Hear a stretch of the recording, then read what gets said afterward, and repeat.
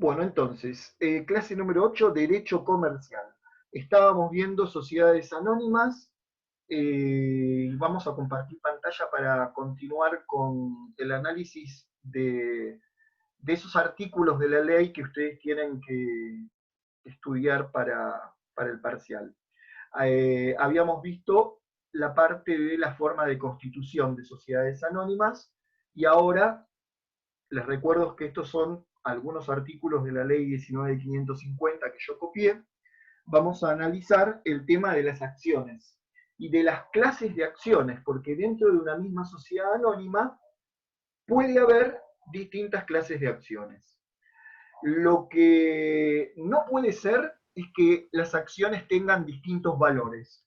Todas las acciones tienen que tener el mismo valor. Después vamos a ver que estoy poniendo el presente a Margarita que se está sumando ahora. Después vamos a ver que cada tipo de acción puede otorgar distintos derechos, pero el valor de las acciones es el mismo. O sea, el capital se divide, yo tengo un capital de 1.000.000 de pesos, dividido 10.000 acciones, 1.000.000 dividido 10.000 me daría 100 pesos, y ese es el valor nominal de cada acción. Aunque haya acciones de distinto tipo, el valor nominal de cada una es el mismo. Otro tema que vamos a ver más adelante, que va a ser el último tema de la materia, el tema de la bolsa de comercio, es si después esas acciones se hace oferta pública a través de los mercados de valores y va cambiando su cotización, su precio de compra-venta. Pero el valor nominal de la acción se establece en el momento de constituir la sociedad y todas las acciones tienen que tener el mismo valor. Fíjense que lo dice justamente el primer artículo que vamos a analizar. Artículo 207 de la ley 19.550. Las acciones serán siempre de igual valor expresado en moneda argentina. Las sociedades anónimas que se constituyen en la Argentina, aunque sean de capital extranjero, las acciones tienen que estar expresadas en pesos. Ford es una empresa por Argentina, es una empresa de capital extranjero. Estamos llenos, ¿no? Molinos, Unilever, pero al estar constituidas como sociedades anónimas en Argentina, el valor de la acción está expresado en pesos, lo que no impide que se coticen en mercados de valores de otros países en dólares. Eso también es otro tema. Ven que dice el estatuto, el contrato, puede prever que haya diversas clases de acciones con derechos diferentes, pero dentro de cada clase de acción conferirán los mismos derechos. Hay un artículo, ojo, que les voy a decir algo que ya no está vigente, que dice que los títulos de las acciones pueden ser al portador o nominativos. Al portador no existen más. Al portador existen solamente cheques. Al portador sería que, como era en la antigüedad, antes las acciones eran unos rollos gigantes de cartón, y como tenían todos los datos de la empresa, el valor de la acción, pero no tenían el nombre del titular, había que guardarlos en cajas de seguridad, porque eran como un billete de dinero. El que lo encuentra lo tiene y es el accionista. Estas eran las acciones al portador, que no identificaban a su dueño, a su titular. Esto no existe más. Las acciones son todas nominativas y además no se imprimen más en cartón, se registran en internet, pero está registrado a nombre de quién están. Y cuando se venden se registra a quién se vendieron. O sea que las acciones son todas nominativas. No existen más acciones al portador. Y eso le sirve, por ejemplo, a la FIP para detectar el que no declara en sus impuestos si es titular de acciones de tal o cual empresa. Interrúmpanme si hay alguna duda, por favor. Dice la ley en su artículo 213 que la sociedad tiene que llevar un libro de registro de acciones, donde lo más importante es que va a tener que decir cuántas acciones son, qué clases, qué derechos otorgan y en qué estado de integración se encuentran. Porque ustedes saben que las acciones se suscriben, pero luego puede ser, si se integran en efectivo, que haya un plazo para su integración y que por lo tanto no todas las acciones suscriptas estén totalmente integradas. Y después vamos a ir al artículo 216, donde empieza a hablar de los distintos tipos de acciones la ley. Empieza a legislar los distintos tipos de acciones. Pero antes de leer esos artículos, el 216, 217 y 224, yo les hice acá, que no está en el apunte, un pequeño esquema, porque por ahí uno leyendo la ley se pierde. Pequeño esquema de cómo se clasifican las acciones, cuáles son las clases de acciones que después vamos a leer en esos artículos de la ley. Básicamente puede haber dos tipos de acciones. Por eso puse punto 1 y punto 2. Las acciones pueden ser ordinarias o preferidas. Las acciones ordinarias, a su vez, se clasifican en dos subtipos. Pueden ser acciones de voto simple, o sea que le otorgan a cada accionista un voto por acción, o pueden existir acciones de voto múltiple, donde cada una de esas acciones ordinarias puede llegar a tener hasta 5 votos por acción. Quizá los fundadores de la sociedad, para tener más influencia en las decisiones, se pueden reservar para ellos acciones de voto múltiple. Pero más allá de que sean de voto simple o múltiple, después volvemos al tema del voto. ¿Qué diferencia hay entre las acciones ordinarias y las acciones preferidas o tienen otro nombre también? Privilegiadas. Preferidas o privilegiadas. ¿Qué tipo de privilegio tienen? ¿En el voto? No. El tipo de privilegio que tienen, privilegio, es patrimonial. ¿Qué significa esto? Los accionistas que sean titulares de acciones preferidas, esto lo deciden entre los accionistas cuando firman el contrato. Si va a haber acciones preferidas y quiénes van a ser titulares de acciones preferidas.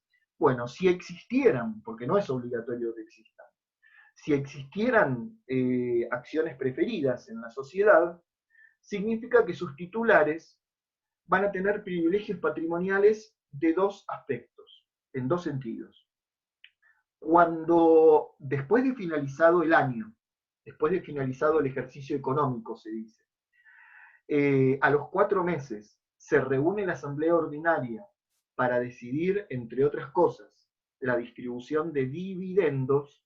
Distribución de dividendos es distribución de ganancias o de utilidades, ¿sí? Se llaman dividendos en la sociedad anónima. Entonces, cuando se decide la distribución de dividendos o de ganancias, si las ganancias son pocas, los primeros que cobran son los titulares de acciones preferidas. O sea, su privilegio está en el reparto de las utilidades o de las ganancias. Es más, el contrato puede decir que de las ganancias que surjan del balance y del estado de resultados,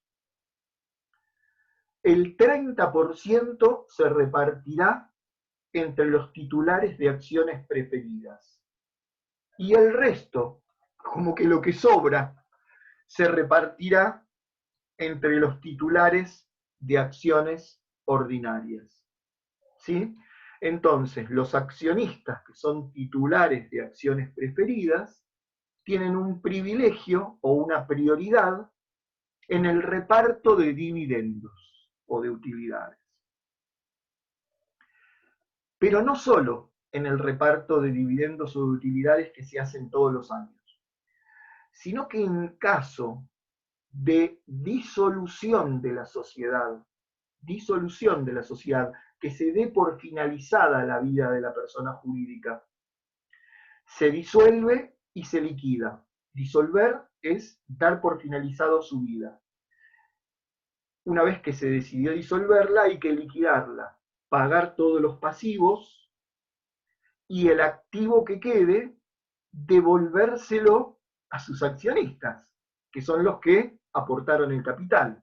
Bueno, los titulares de acciones preferidas, en caso de disolución y liquidación de la sociedad, tienen privilegio o preferencia para la devolución del capital aportado. Tienen privilegio o preferencia para la devolución del capital suscripto.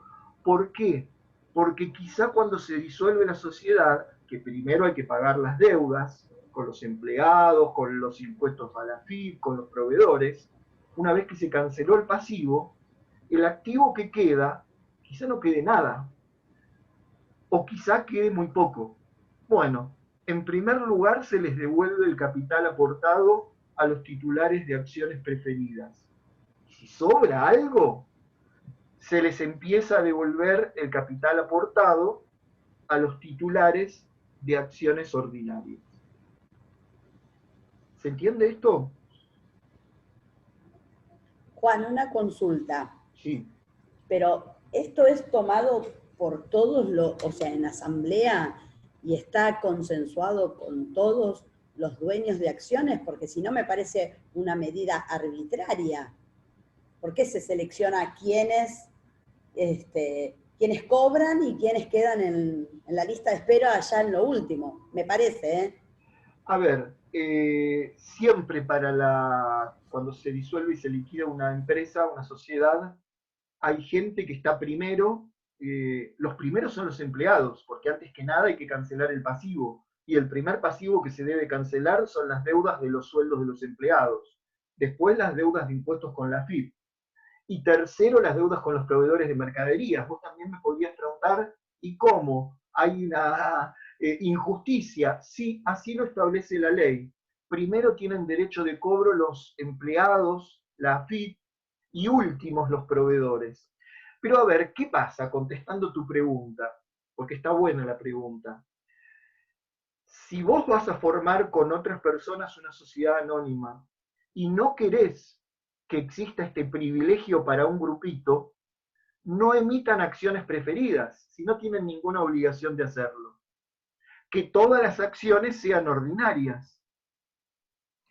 Porque además, claro, a mí lo que no me cierra es si todas las acciones tienen siempre el mismo valor, ¿cómo es que hay acciones preferidas o privilegiadas? O sea, ¿cuál es el criterio, ¿no?, que utilizan para definir que haya?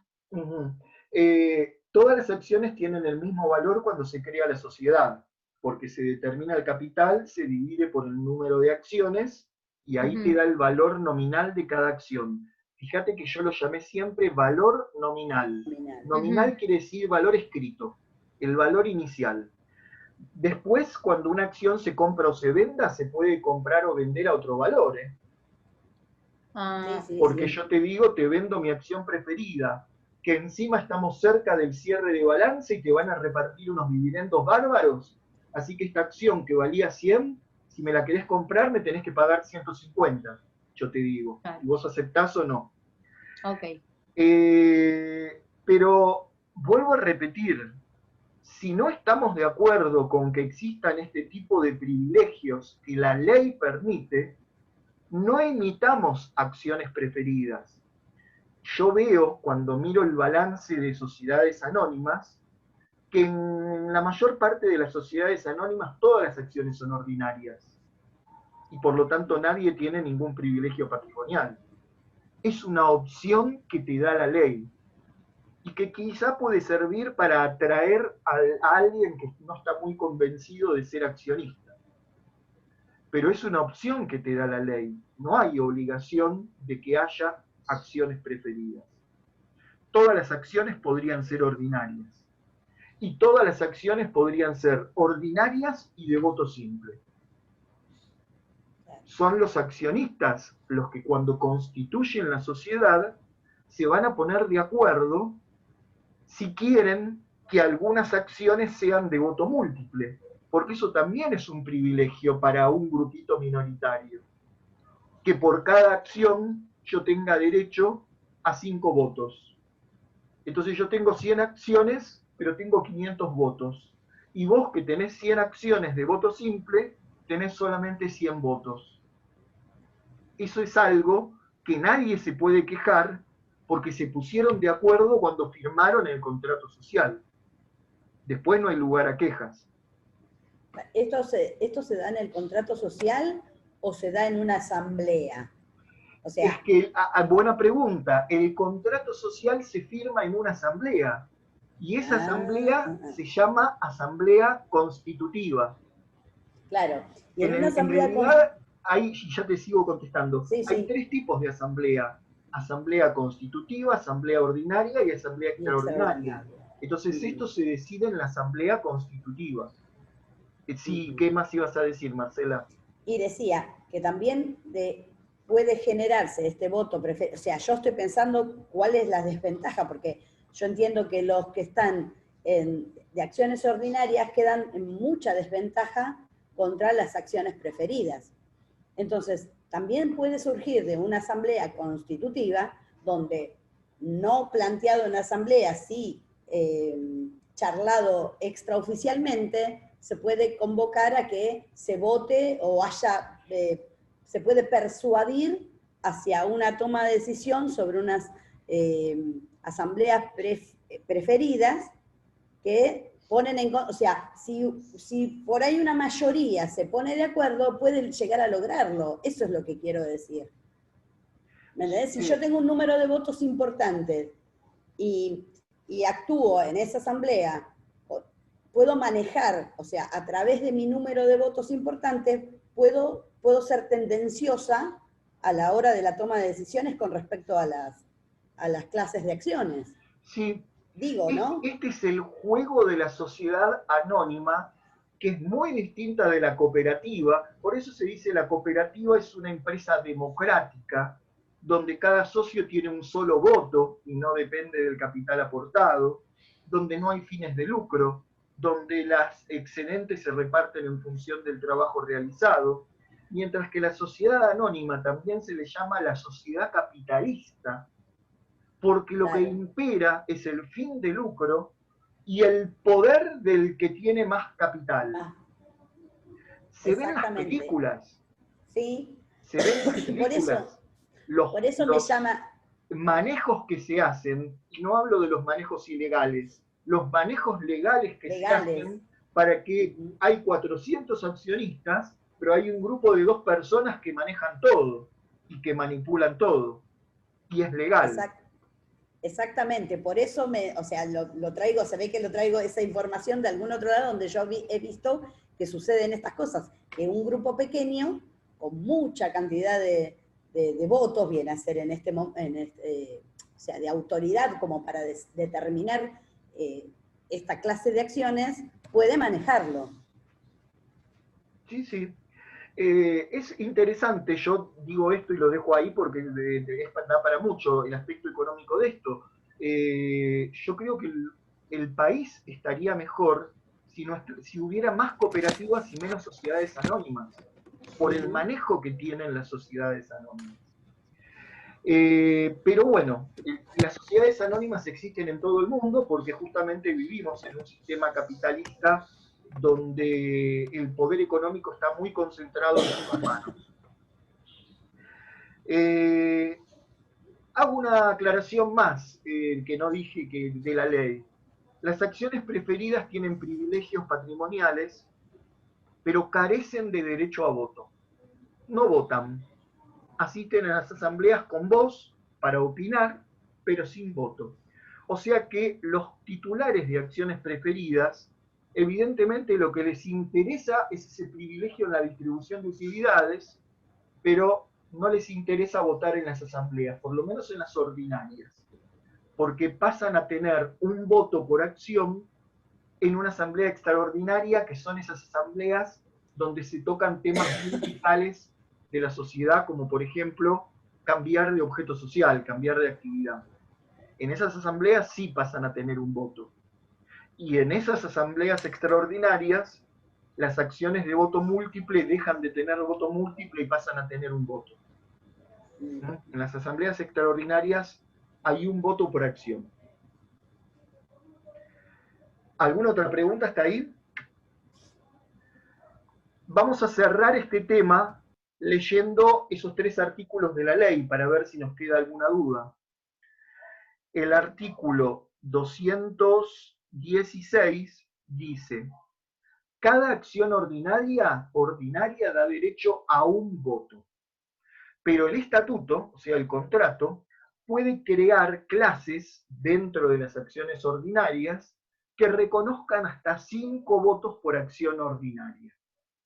El privilegio en el voto es incompatible con preferencias patrimoniales. O sea, no puede haber acciones preferidas con privilegios patrimoniales que también tengan privilegios de tener 5 votos por acción. No es compatible legalmente.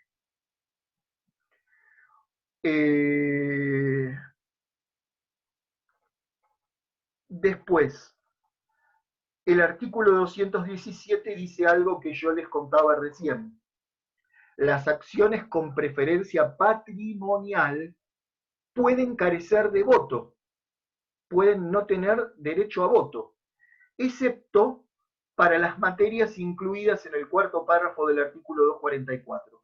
O sea, excepto cuando se traten temas especiales en una asamblea extraordinaria.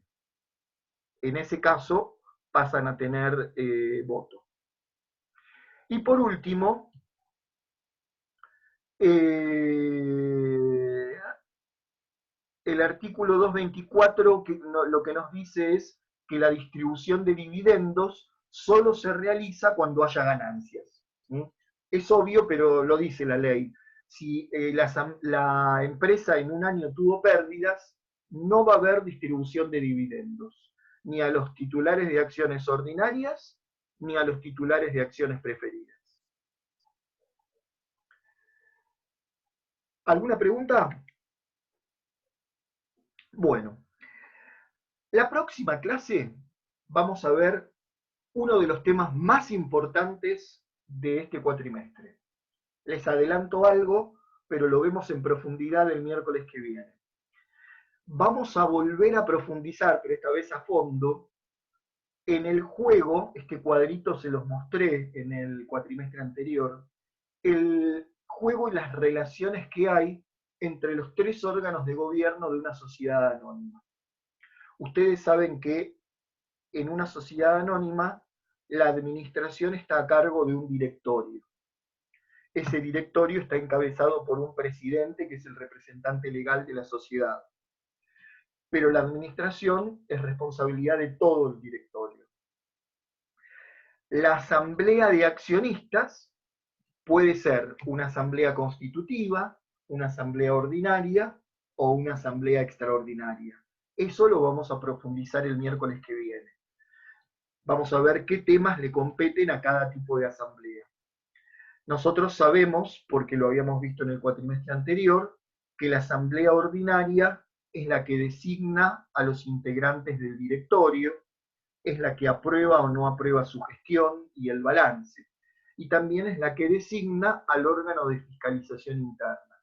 Entonces, en futuras clases vamos a ver a fondo un montón de artículos sobre el directorio, sobre el síndico, pero lo primero que vamos a empezar es con respecto al régimen legal de las asambleas de accionistas, ordinarias y extraordinarias.